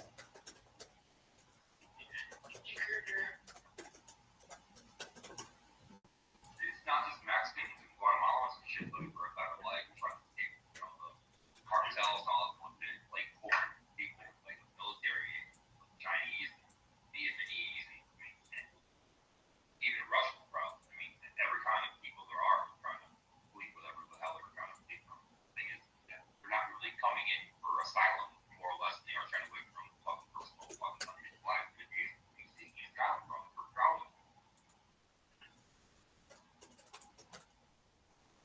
I don't know what it is. Definitely never seen anything like it in my country. There are like just more than ever. Don't know what the conflict is. Those issues. Like the story in front of packing thing.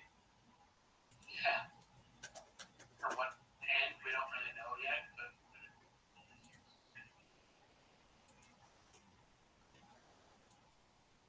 no. Kind of.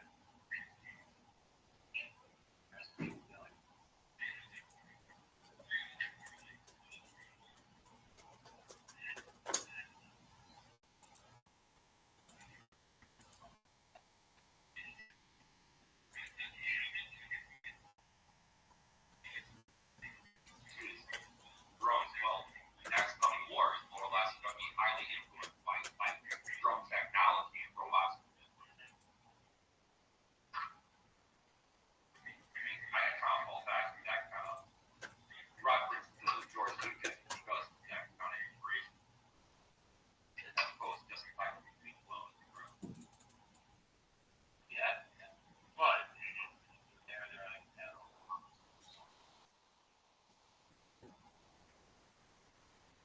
Why would China have to waste like a million men and army to march over on foot and kind of drag over here with ship and shit like that? They could just launch a million drones in the sky from a forwarding operating base island Pacific somewhere. No, I had a train in Canada, like here. Like our government let them train their military or trainers, like not military, police, actually.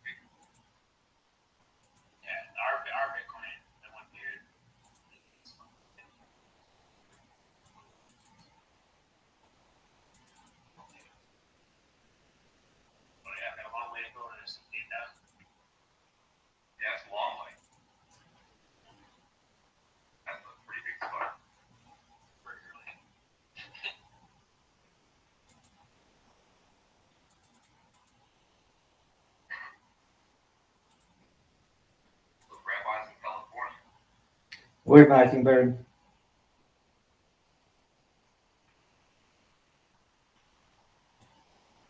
Let's go back.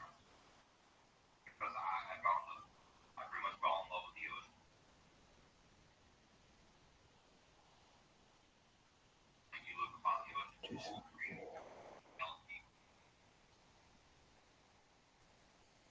And it is blue.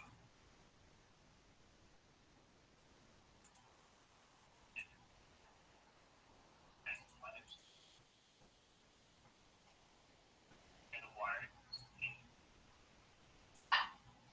It's like 70 degrees year round.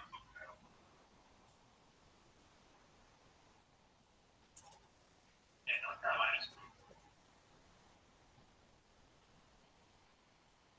Okay, East Coast.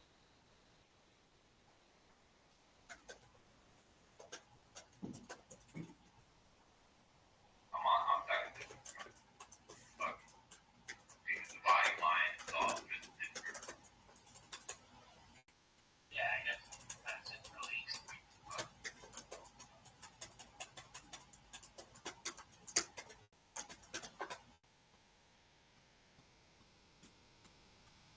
wow, I can't believe it's 5 o'clock here. I gotta get dinner. Making myself some fried chicken. Hell yeah, my man. Well, come back when you can, and I should have TikTok going by then. Alright, man. I'll talk to you guys a little bit later. Excellent. We'll see you soon. Ciao, baby.